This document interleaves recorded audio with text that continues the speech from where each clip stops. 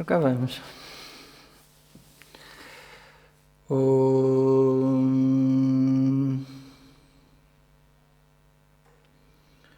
Shruti Smriti Purananam Alayam Karunalayam Namami Bhagavat Padam Shankaram Lokashankaram Shankaram Shankaracharyam Keshavam Badarayanam Sutra Bhashya Krtau Vande Bhagavantau Punah Punah Ishvaro Gururatmeti Murti Bheda Vibhagine Vyomavad Vyapta Dehaya Dakshina Murtaye Namaha Sadashiva Samarambham Shankaracharya Madhyamam Asmadacharya Paryantam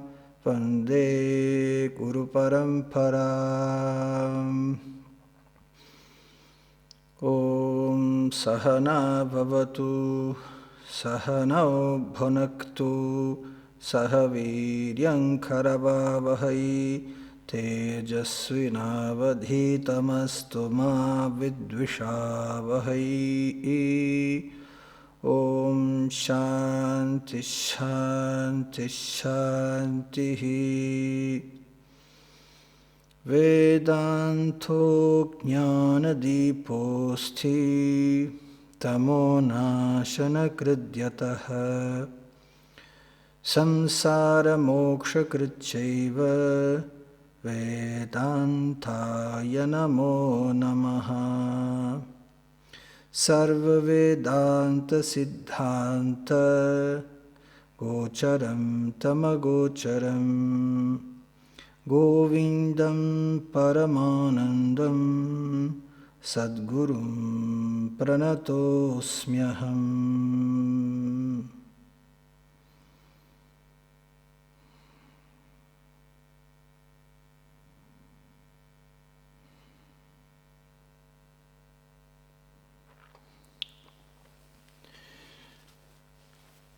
Adi Shankaracharya terminou de falar sobre as qualificações. Kani, quais são? Primeiro é Viveka, discernimento. Vivekat Vairagyam Bhavati. A segunda é Vairagya, desapego, um desinteresse por tudo aquilo que não conduz à libertação. A terceira qualificação, um conjunto de 6 virtudes, 6 riquezas internas. Shama, Dhamma, Uparatihi, Titiksha, Shraddha, Samadhanam. Shama, tranquilidade. Traduzimos assim, simplesmente. Uma mente disponível para o nosso dia-a-dia, para as nossas tarefas. Shama. Dhamma, autodomínio. Uma capacidade de travar os sentidos, travar os órgãos de ação. Para quê? Para que nada nem ninguém e nós mesmos possamos sair prejudicados por conduta imprópria. E porque a conduta imprópria destabiliza a paz interior. Se eu não tiver autodomínio e se eu vitimizar as pessoas com a minha irritação, por exemplo, não só ao redor haverá irritação e mal-estar, eu próprio, nessa altura e após, também ficarei alterado, não é? Então, Dhamma é um sistema de defesa. Dhamma é o primeiro sistema de defesa. Quando Dhamma não existe, Shama tem que entrar em ação. Titiksha, a capacidade de tolerar os pares de opostos sem uma mente queixosa. Todos nós conhecemos alguém que está sempre a queixar-se de alguma coisa e é tão chato estar à beira dessa pessoa, não é? E se essa pessoa está em silêncio, nós pensamos assim, vai-se queixar de quê agora? Não é? E já ficamos à defesa. Não é? Lá vem ele, lá vem ela, com todo esse negativismo. E aquilo que é falado é um aspecto muito importante agora, aquilo que nós expressamos, aquilo que sai do órgão da fala para o mundo, não só reflete o que está cá dentro, como fortalece o que está cá dentro. Tá? Então, uma das formas de enfraquecer a nossa mente negativa, está bem? Eu não gosto muito desse termo, mas foi o que veio. Uma das formas de nós enfraquecermos o discurso que não é autoaproveitoso, que não conduz a bom porto, esse discurso interno é não verbalizá-lo. E se o verbalizamos na forma do oposto. Tá? Para quê? Para criar novas avenidas de pensamento na mente. Muito importante. Titico chá. Depois, o paratihi. O paratihi é a capacidade de cumprir com os seus próprios deveres. E aqui na linguagem técnica do nosso texto, como diz o autor, nas palavras dele, Bhahyana lambanam vrtehe Esha o paratihi também. Então é a capacidade de não ficar dependente lá dos pensamentos e dos objetos dos pensamentos externos. Uma capacidade de se retirar quando é necessário. Shraddha, também já vimos, muito importante. Essa atitude de que as palavras do professor, as palavras do Vedanta são um meio de conhecimento para a realidade e não só. E uma confiança na atitude do professor. O professor quer o meu bem. Tá? Shraddha vai um passo mais além. Shraddha é ver o professor como o guru. E é ver o guru como Ishvara. Gurur Brahma, Gurur Vishnu, Gurur Devo Maheshwara, Guru Sakshat Param Brahma, Tasmai Shri Gurave Namaha. Então é bom que o aluno ganhe essa devoção. Se o aluno tiver essa devoção no professor, a aula ganha um novo, como se diz, ganha mais presença, ganha mais força. Mas o professor está a dizer isso porque o professor quer essa expressão de devoção vinda dos alunos, quer-se idolatrar. Não fui eu que inventei isto. Não foi Paulo que inventou. Isto vem sendo dito por todos os mestres da tradição. Foi dito pelos meus mestres a mim, foi-lhes dito a eles. E aos mestres deles também lhes foi dito. Porquê? Porque a devoção é o caminho que remove os obstáculos, estão a ver? E que permite uma melhor relação entre professor e aluno, uma relação desimpedida, não é? Então é importante que o aluno veja o professor não como um amigo de quem vai jantar fora e assim. É bom que o veja como uma presença amigável porque ele é, mas é bom que nunca se esqueça que ele é o professor e a missão dele, se é que se pode dizer que há uma missão, é remover essa ignorância que eu trago e que precisa de sair. E se às vezes a relação cai numa amizade muito fácil, é fácil perder o respeito que é devido ao professor. Estão a entender? E então a aprendizagem fica prejudicada, fica impedida. Porquê? Por coisas que o aluno pensa, coisas que o professor também vai pensar. E então, afinal de contas, está ali uma amizade e daqui a pouco já não existe professor. E a ignorância ainda continua no aluno. Quem é que sai prejudicado? É o aluno. Se o aluno quer um amigo, o professor eventualmente tornar-se-á amigo. Se o aluno quer isso. Mas o que é que o aluno quer mais? Quer que a ignorância seja removida ou quer uma amizade? Não é? Não é? O aluno tem que entender isso.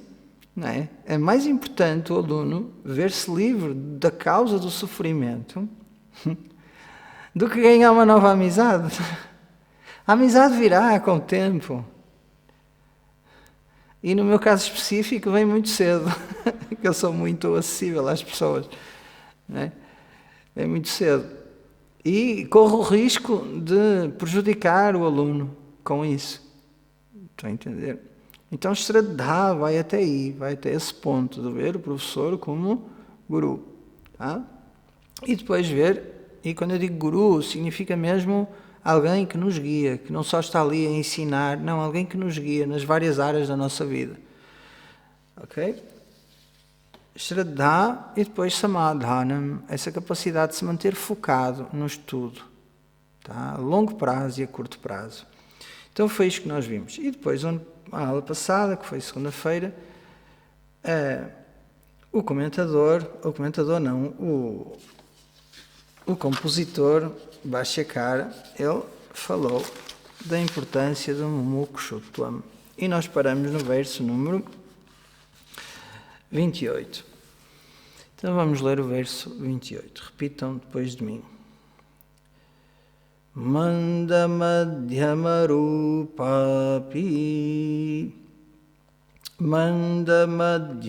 rupapi vairagirna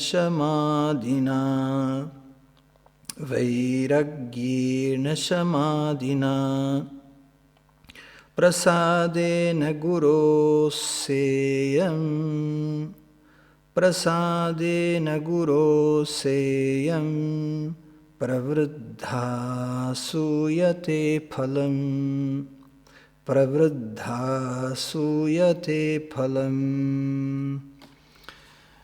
Então a questão foi dito que por mim e pelo autor, que Mumukshutvam, o desejo pela libertação, é a qualificação mais importante. E a questão agora é, mas porquê que é a qualificação mais importante? E uma resposta óbvia, muito simples, toda a gente entende, a vida espiritual só realmente começa quando o desejo por libertação existe. Até lá, a pessoa está a navegar um pouco perdida neste universo da espiritualidade, procurando somente apaziguar a sua dor sem a querer resolver. Então o desejo por moksha é, na realidade, um marcador do verdadeiro processo, vamos dizer assim, de cura espiritual, que é a remoção da ignorância. Estão a ver? Até lá é uma massagem ao ego. O ego quer dizer que faz yoga, que faz meditação, que faz reiki, que faz as curas da floresta, as medicinas não sei de quê. O ego gosta disso, está a ver? Gosta dessas experiências místicas. Está a ver? Moksha não é uma experiência. Moksha é a natureza do eu. Liberdade. Pura liberdade. Então, moksha não é uma experiência que surgirá no tempo, uma experiência mística, não. Moksha é a descoberta, é a visão clara de que este eu será sempre livre. Então não há uma busca por uma experiência mística a que se possa chamar de iluminação. Não, isso é uma fantasia. Qualquer experiência é mithya. Mithya o que é que significa? É irreal, é passageira, é anitya. E o eu é nitya, permanente, real.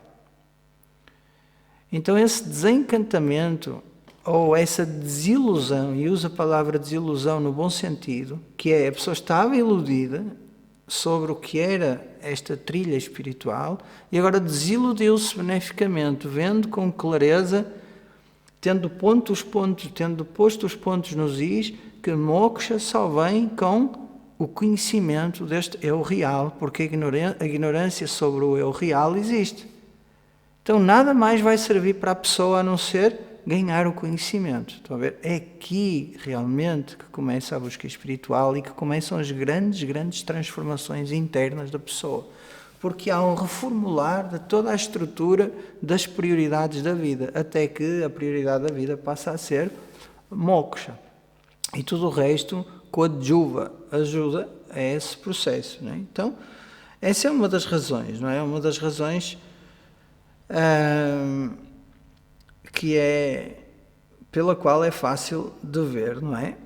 A outra razão é que se não houver desejo por libertação, como é que a pessoa vai estudar Vedanta? A pessoa vai ficar presa nessas coisas que dão prazer, a que chamam de espiritualidade, muitos. Vai querer uma meditação silenciosa, prazerosa, e vai dizer assim, hoje a meditação foi muito boa, porque eu fiquei tão tranquilo. A fulana ou fulano é nervosa o dia todo, e um bocadinho de paz, uma migalhinha de paz, tem um efeito, não é? Então, a vida é imbuída de uma ansiedade, de um nervosismo tal, que um bocadinho de paz é um elixir. E a pessoa vai à procura desse elixir, chama isso espiritualidade. Estão a ver? Não. O processo de moksha é um processo no qual nós vamos ter que abrir mão de muita coisa, principalmente da nossa imaturidade, imaturidade, não é? E ele, então, o autor, classifica aqui 3 estágios de mumukshutvam. Ou seja, pouco desejo por libertação, chama-se isso Manda Rupa Mumukshuta. Então, o desejo por libertação é pouquinho. Ou então, Madhyama Rupa Mumukshuta, ou então é médio. A pessoa tem algum desejo, é assim, não é tão pequeno assim. Api, independentemente disso, seja qual for o grau do desejo, vai ir através do desapego, do desinteresse por tudo aquilo que não conduz à libertação e até, principalmente, por aquilo que é prejudicial ao processo de evolução espiritual e emocional, e chamadina, pelas características que começam com chama. Chama é o quê? Tranquilidade, momento disponível, etc. Todas elas. E ainda, prasadena, guroho, prasadena, pela graça do guru. O que é que acontece? Mumukshuta, esse desejo por libertação, seja ele pequeno ou médio, o que é que acontece? Para verdade, bhavati, torna-se grande. Torna-se uttama. Porquê? O que é que faz o desejo por libertação ser cada vez maior? É satsanga. Satsanga é o quê? Satsu sangha. Estar na presença daqueles que têm a verdade. Ou estar na presença da verdade. Não é sati sangha. O que é estar na presença da verdade? É estar na presença de alguém que ganhou a visão do Vedanta e que vai falar sobre essa visão. Diz-me com quem andas, dir-te-ei quem és, não é?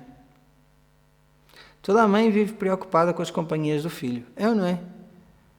E agora aqui uma parte só para nos rirmos um bocadinho, não é? Toda a mãe acha que os filhos dos vizinhos é que são más companhias, não é?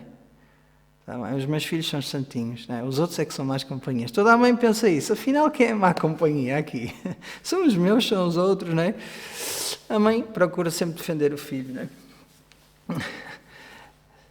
Diz-me com quem andas, dir-te-ei quem és. Porquê? Porque as companhias têm uma influência direta no comportamento, não só no comportamento, nas atitudes, no pensamento da pessoa.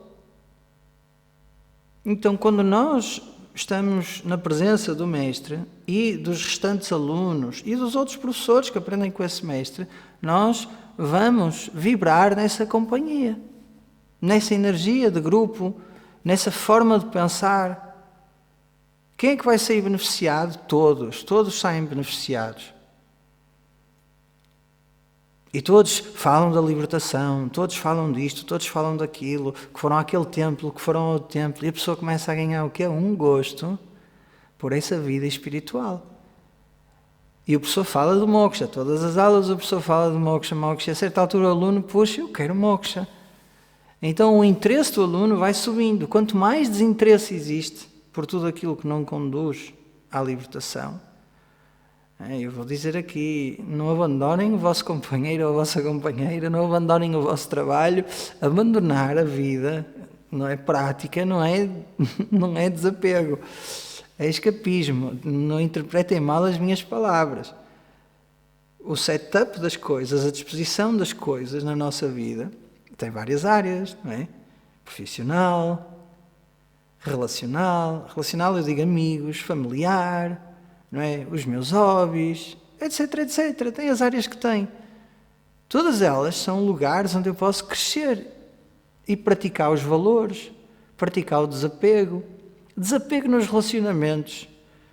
Como é, professor? Interessante, não é? Desapego nos relacionamentos é abandonar a ideia de que quando a pessoa mudar eu vou ser feliz. As pessoas não pensam assim, pensam que desapego é não ligar ao telefone, não responder às mensagens, não demonstrar afeto, ser frio, ser negligente, não ligar. Isso é que é desapego, não estou nem aí para ti, estou desapegado. Não, isso não é desapego, isso é negligenciar uma relação. É ser, na realidade, um imbecil. Imbecilidade não é desapego. Não é? Não ser afetuoso é diferente de ser desapegado. Se eu penso por não demonstrar afeto sou desapegado, então estou muito enganado. Não. A pessoa pode demonstrar afeto e assim ser desapegado. A pessoa é como é. Cada um é como é. Eu dou liberdade à pessoa para ser como é. Quando eu dou liberdade a cada um para ser como é, eu abro mão da minha exigência. E nesse sentido sou desapegado da minha exigência para com as pessoas, para com o mundo. O que é que isso traz para mim? Esse pensamento ruminante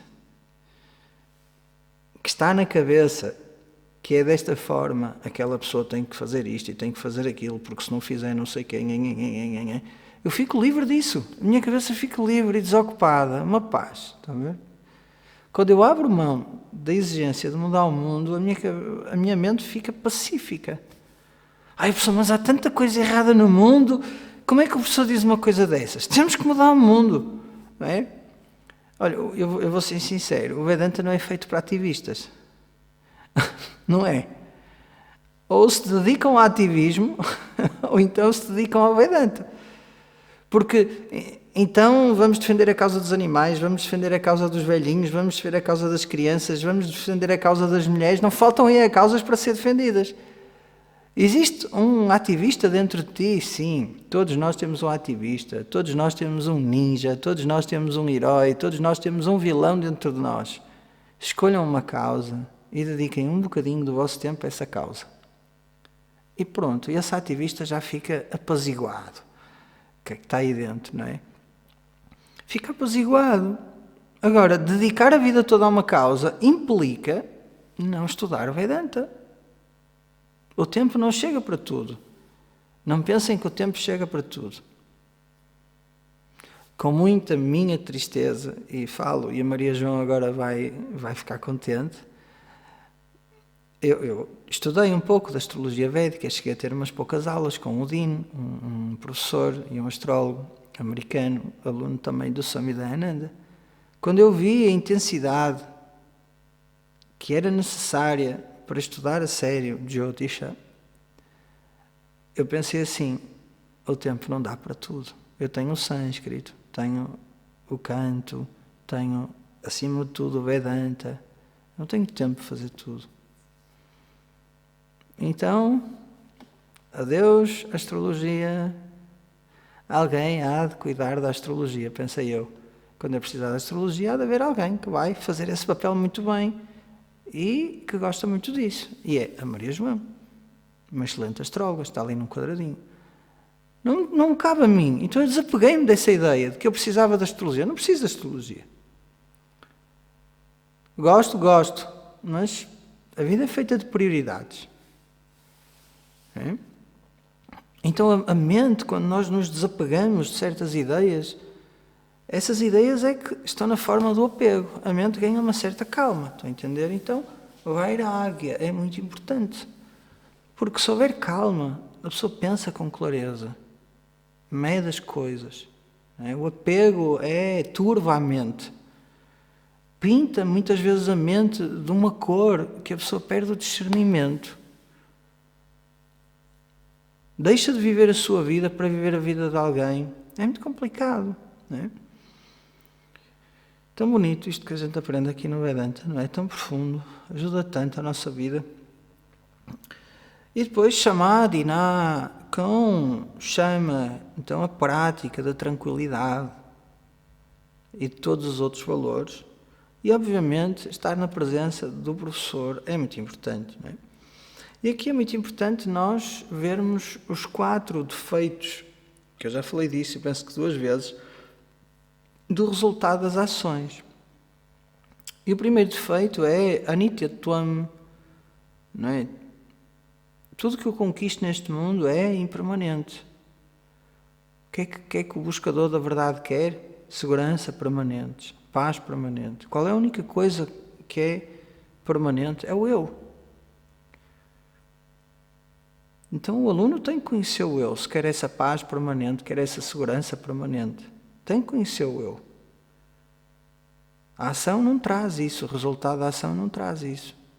Então este é o primeiro defeito. Então a gente contempla todos os dias os problemas do resultado da ação.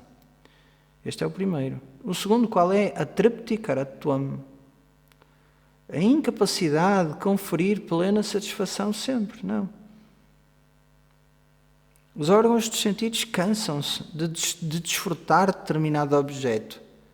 E passado um pouco, esse objeto, que era causa de desfrute, já é causa de desconforto. Como é que é isso? A próxima vez que vierem ao centro, a Sónia vai fazer uma feijoada vegetariana. É ótima. É de chorar por mais. Quando vocês estiverem cheios, eu vou encher o vosso prato e vou-vos obrigar a comer. E depois vou perguntar, olha, no princípio sabia bem, estava tão delicioso, e agora estou a ficar enjoado. Estou a ficar enjoado. Tudo na vida é assim, sabe bem e depois começa a enjoar. Porquê? Porque a pessoa exagera. Passa da medida. Então o resultado da ação é incapaz de conferir satisfação plena.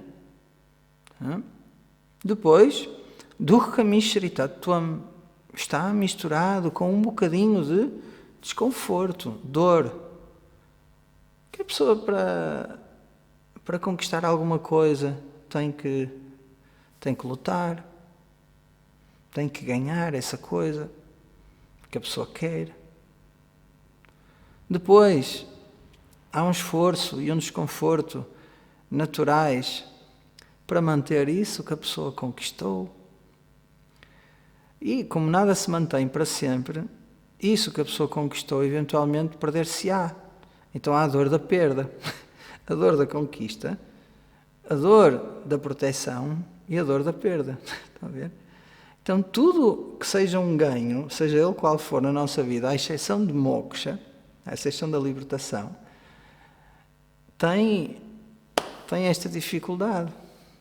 Este é o terceiro problema. O quarto problema, qual é? Bandhakatvam, produz apego. As coisas boas produzem dependência.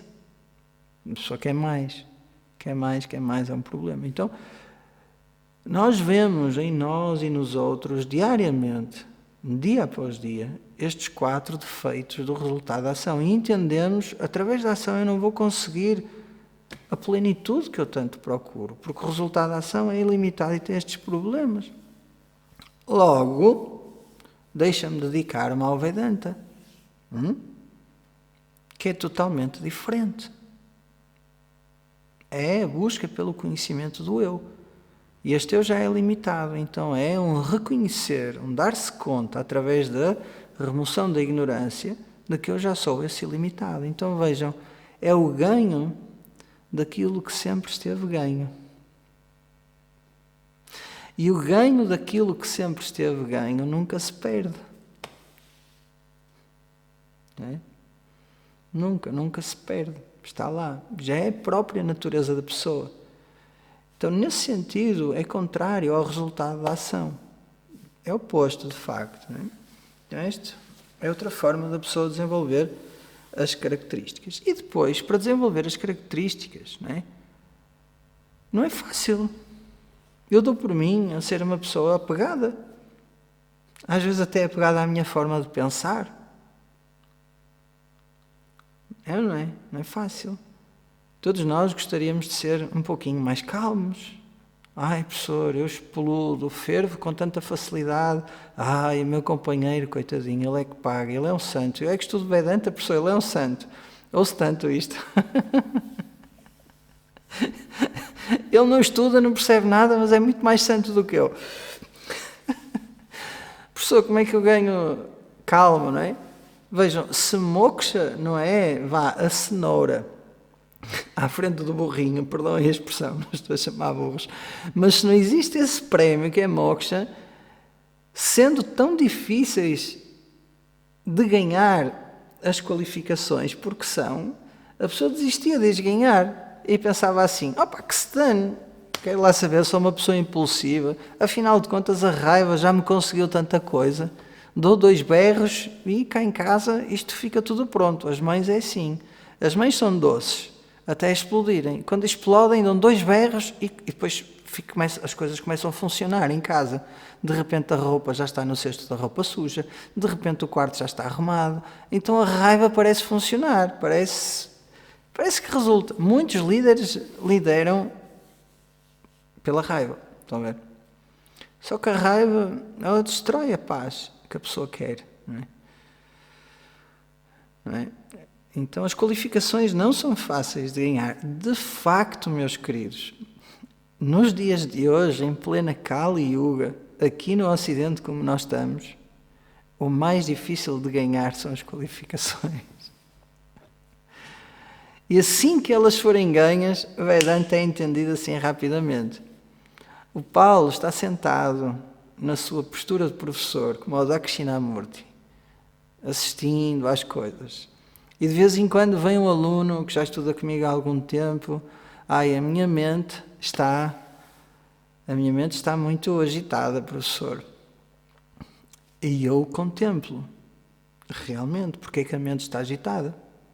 É falta de qualificações. Então ainda bem que a mente está agitada e que a vida nos está a colocar situações para nós, o quê? Crescermos mais um pouquinho. É assim que a gente tem que pensar. Não resistir. Se a corrente aumentou e nós remamos contra a corrente, é porque lá em cima o senhor ou a senhora, como quiserem chamar, decidiu que a gente já tinha mais força para remar contra a corrente. Então acelerou a corrente. Ele pode nadar mais rápido, vamos puxar um bocadinho por ele. O universo é feito para nós crescermos, não é? E as qualificações são esse crescimento, quando são ganhas, não é?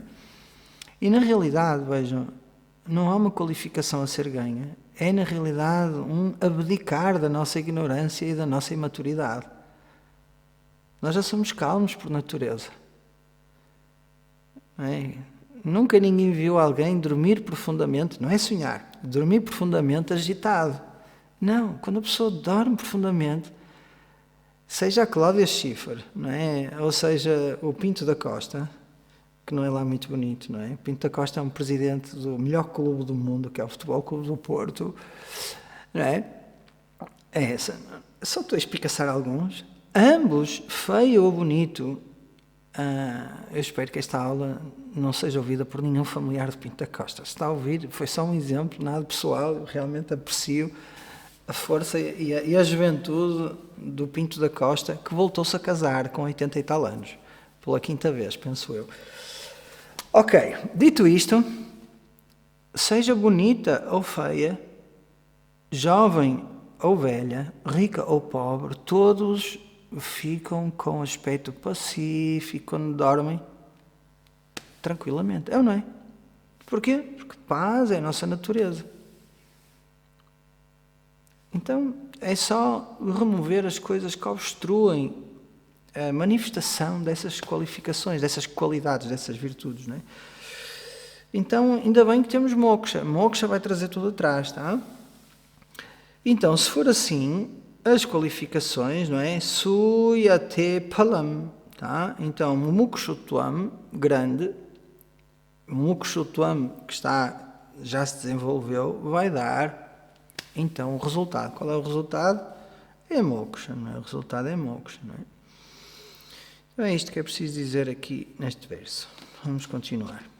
Repitam depois de mim. vairagyancha mumukshutvam, vairagyancha mumukshutvam, tivram yasya tu vidyate, tivram yasya tu vidyate, tasminnevarthavantasyuhu, tasminnevarthavantasyuhu, phalavantashamaadayaha, phalavantashamaadayaha. Então agora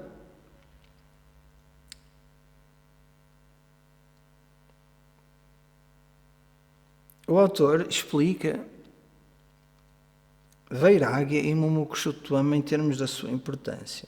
Ele diz assim: Yasya, para quem, tu, contudo, Vidyate, existe. Então, para quem existe, Vairagyam, desinteresse, desapego, Tivram é o adjetivo, intenso. Tivram significa intenso. Então, a pessoa que tem intenso desapego e Mumukshutvam, Tivram Mumukshutvam. E para a pessoa que tem intenso desejo por libertação, o que é que acontece? Tasmin eva. Para essa pessoa somente, nessa pessoa somente, chamada yaha, lá no final do verso, chamada yaha, as qualificações que começam com chama, tranquilidade, artavantaha syuhu, serão, arta significa fruto, resultado. Antavanta significa frutíferas, que darão resultado. Serão, aqui até podemos, terão um propósito, é melhor assim, elas serão significativas, terão um propósito, porque assim vem a palavra palavantaha, e palavantaha vão dar fruto. Qual é o fruto? É moksha. Então, somente, o que é que o autor está a frisar aqui? Está a frisar a importância de Vairagyam e Mumukshutvam em relação a todas as outras qualificações. Ou seja, se estas duas existirem em grande medida, então as outras qualificações vão produzir melhor fruto. Porque a pergunta pode ser assim: oh, pessoa, mas são tantas, comece por onde? Não é? São tantas qualificações e eu olho para mim e penso que em todas elas eu preciso de crescer. Como é que eu hei de fazer? Então, talvez, prevendo esta dúvida sincera do aluno, Adi Shankaracharya diz, então, foca-te em Vairagya, foca-te em Mumukshutvam. Vairagya, que é desinteresse, dá-nos tempo para o estudo.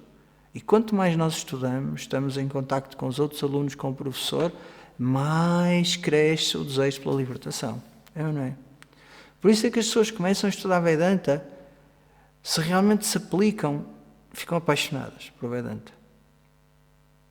Porquê? Porque é esse desejo pela libertação que as pessoas querem. Querem e entendem que esse é o caminho. Então as coisas começam a fazer sentido. Tá? Então agora vamos ver como é que isto é possível, não é? Porquê que as qualificações são frutíferas? Porquê que elas dão resultado, não é? Se Vairagya e Mumukshutvam estiverem fortes, não é? Porque as qualificações, como chama, tranquilidade, etc., elas cumprem um propósito maior. Elas servem para a pessoa ter uma mente onde o estudo funcione, onde o estudo consiga lá cair. Caso contrário, é muito difícil, não é? E porque o desinteresse pelo mundo e o desejo pela libertação vão trazer uma introversão maior. E nessa introversão nós podemos ver onde é que nós precisamos de trabalhar mais, onde é que é necessário pôr a nossa atenção do ponto de vista da nossa psicologia. E porque sem Vairagya e sem Mumukshutvam não existe verdadeiramente um caminho espiritual. Então, qual é o propósito da pessoa desenvolver tranquilidade, autodomínio, etc., etc., se não existe o desejo por libertação? Qual é o propósito de chama, dama, titiksha, shraddha, samadhanam, dessas qualificações? É moksha. A pessoa quer ganhá-las porque são necessárias para moksha. Se não tem mumukshutvam e não tem vairagya, que são muito importantes, elas não conseguem, não têm propósito. Para que ganhar? Vai jogar futebol, vai fazer outras coisas, vai jogar computador, sei lá, vai à pesca, não te preocupes em ganhar calma nem tranquilidade. Estão a ver? Agora, se houver vairagya e mumukshutvam, então sim, a mente da pessoa vai ser um lugar bonito de se viver, não é? A mente da pessoa vai estar preparada para esse conhecimento, não é? E quando a pessoa tem vairagya, há um desinteresse por tudo o resto, como eu já disse, e ao mesmo tempo há um interesse por tudo aquilo que é importante. Estão a ver? Aquilo que não presta, a pessoa vai vendo que não presta. Porquê? Porque vairagya nasce de viveka, que é discernimento. Discernimento é pensar corretamente.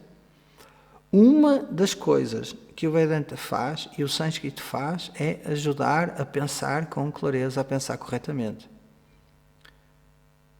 Pensar de forma lógica, de forma ordenada, de forma consistente.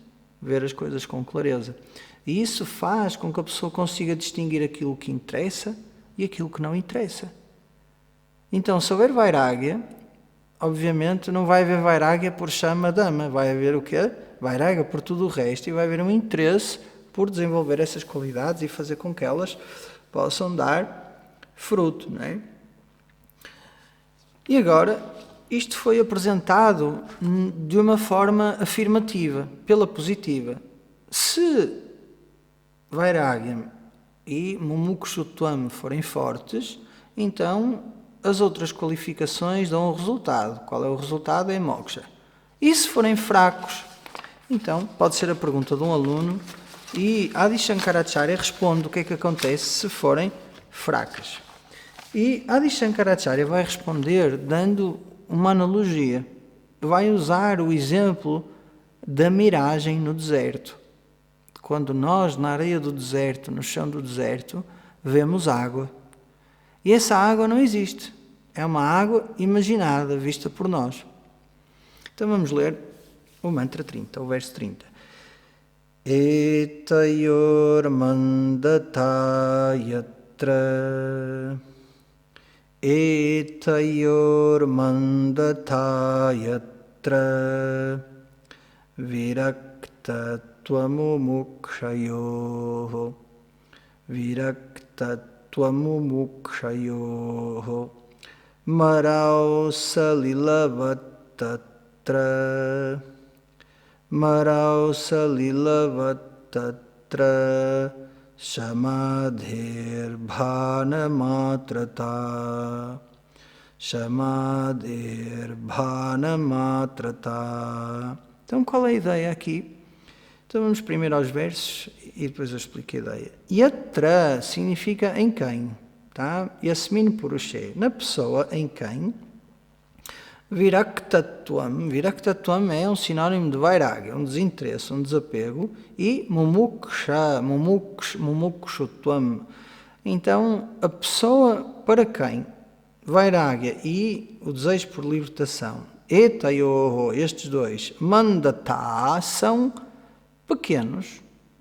Tá? Então, a pessoa que tem pouca vairagya e tem pouco desejo por libertação, o que é que acontece? Para essa pessoa, tatra, shamadehe bhanamatrata, as qualificações que começam com shama, dama, titiksha, shraddha, samadhanam e viveka, essas qualificações, podemos trazer viveka também, bhanamatrata, matrata, tem o estatuto de ser somente bhana, uma aparência. Uma aparência. Ele agora dá um exemplo. Salila vat, como a água. Vat significa como, salila significa água. Como a água, marau. Maru é deserto. Como a água no deserto. Tá? Como a água nas areias do deserto. Agora, qual é a analogia? O que é que o autor quer explicar com isso? Imaginem alguém no deserto. Não é? O problema do deserto, para além da temperatura muito alta, é falta de água, obviamente. Toda a gente irá ficar preocupada, onde é que eu vou beber água, não é? E não é que vai haver um botecozinho a vender água lá, não vai. Nem vai passar aquele homenzinho das praias, não é? A dizer água. Não, não vai haver. A preocupação é água mesmo. Onde é que eu vou encontrar água? Só olha para a frente, areia. Olha para o lado, areia. Olha para trás, areia. E a pessoa decide andar. E no meio do calor, a areia, ela projeta a imagem de água lá ao fundo, como se fosse aquilo é água. E a pessoa, iludida com essa imagem falsa, caminha. Não caminha normalmente, caminha aceleradamente. Porquê? Porque quer chegar rápido para beber água. Quanto mais caminha, mais longe está a água, não é? A água nunca chega. Não existe água, a água nunca chega. Nunca chega. Então aquilo que a pessoa pensa ser água e que dará o fruto que é hidratar, qual é o fruto da água para nós? É a hidratação. Esse fruto nunca chega a acontecer. Nunca chega a acontecer. Qual é o fruto do percurso espiritual? Moksha. Né?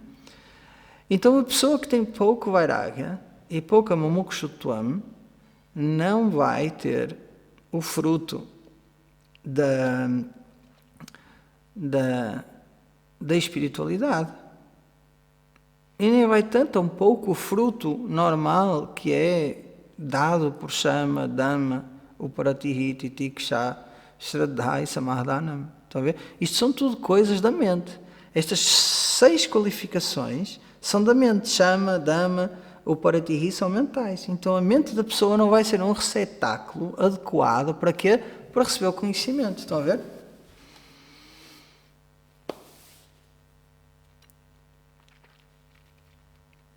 E então, nesse sentido, o percurso de Vedanta será infrutífero. Então, só para terminarmos de ver este verso, quais são as 2 qualificações mais importantes? Vairagya e o desejo pela libertação. E o que é que diz o autor? Que eles devem ser intensos. Se forem intensos, então as preparações mentais virão, que começam com Shama, as qualificações mentais, e o estudo será muito mais fácil. Tá? A pessoa vai estar tranquila na aula, vai estar com confiança na aula, que o professor vai remover a ignorância, vai ter capacidade de lidar com os pares opostos. Estar na Índia não é fácil. Na Índia havia dias de tanto calor, eu nem sabia se estava bem dentro de casa ou fora de casa. Eu ficava assim, bem, é melhor dentro de casa ou fora de casa, eu não sei. E úmido, estão a ver? E úmido. Então, complicado. A pessoa tem que ter ali uma capacidade de lidar com isso para se manter no estudo. E agora, o autor Adi Shankaracharya vai falar sobre Bhakti, que é devoção. E vai definir Bhakti. Esta é uma definição extremamente bonita de Bhakti, que nós conhecemos como devoção. Vem da raiz verbal bhaj, que significa reverenciar. Bhakti significa devoção. Então vamos ler. Moksha karana samagryam Moksha karana samagryam Bhaktireva gariyasi Bhaktireva gariyasi Swaswarupānusandhānam Swaswarupānusandhānam Bhaktiritya-bhidhiyate Bhaktiritya-bhidhiyate. Palavra devoção, Bhakti significa devoção e significa também amor. Mas algumas pessoas classificam Bhakti como um género, um tipo de yoga. Toda a gente já ouviu falar, é Karma Yoga, é Bhakti Yoga, é Hatha Yoga, é Raja Yoga, é Jnana Yoga. E falam assim dos vários yogas. E este é um pensamento até equivocado. Porquê? Embora Bhakti seja de facto devoção, amor, a expressão do amor é chamada Bhakti, aqui o autor está a dizer que Bhakti é um meio É uma disciplina. E não é um yoga específico, como nós estamos habituados, ou como algumas pessoas mencionam, Bhakti Yoga. Quando as pessoas falam de Bhakti Yoga, e certamente alguns de vocês já ouviram falar disso, as pessoas associam a cantar bhajans, a fazer os rituais, não é? A ir aos templos, tudo isso é Bhakti Yoga. Não existe um yoga separado chamado Bhakti Yoga. Bhakti é esse espírito de devoção que deve estar presente em todos os yogas. Porquê? Vejam, dentro da nossa tradição existem 2 yogas somente. O universo do yoga é dividido em 2. O primeiro yoga é chamado Karma Yoga. Karma Yogena Yoginam Jnana Yogena Sankyanam. Diz no capítulo 3 Shri Krishna para Arjuna. Tá? Então, Karma Yoga é, vamos dizer assim, um estilo de vida na qual a ação serve para crescer. E para preparar a pessoa para o estudo do Vedanta. E o estudo do Vedanta é chamado de Jnana Yoga.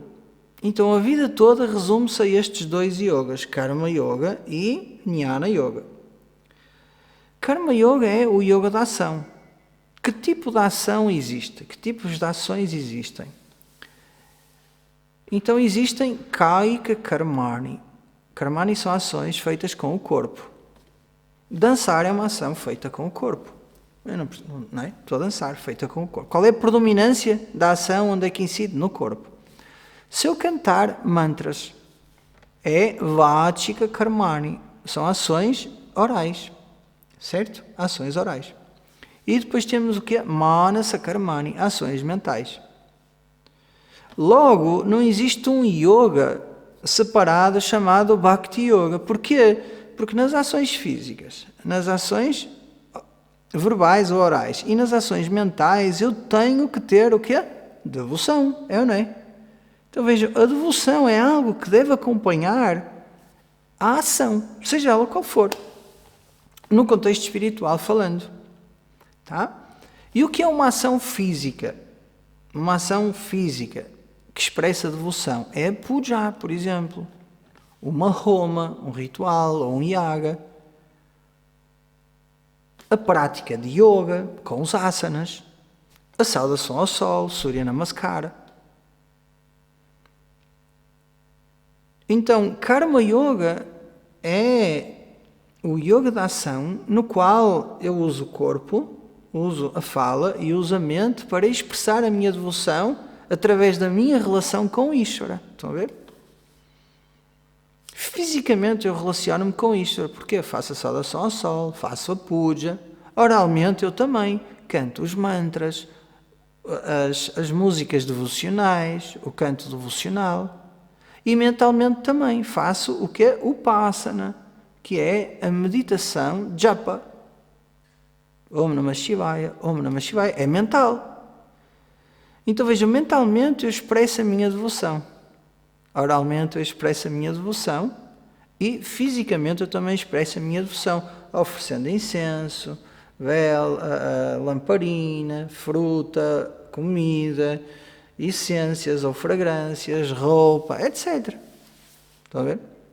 Então não existe uma prática separada chamada Bhakti Yoga. Bhakti Yoga é o tempero de todos os yogas, que são 2, Karma Yoga, e Karma Yoga envolve o quê? Todos os yogas, seja o yoga feito em cima do tapete de prática, seja o canto védico, seja o canto devocional, até o estudo de sânscrito é considerado Karma Yoga, porque o estudo de sânscrito é para trazer uma qualificação para que o Vedanta seja mais facilmente entendido.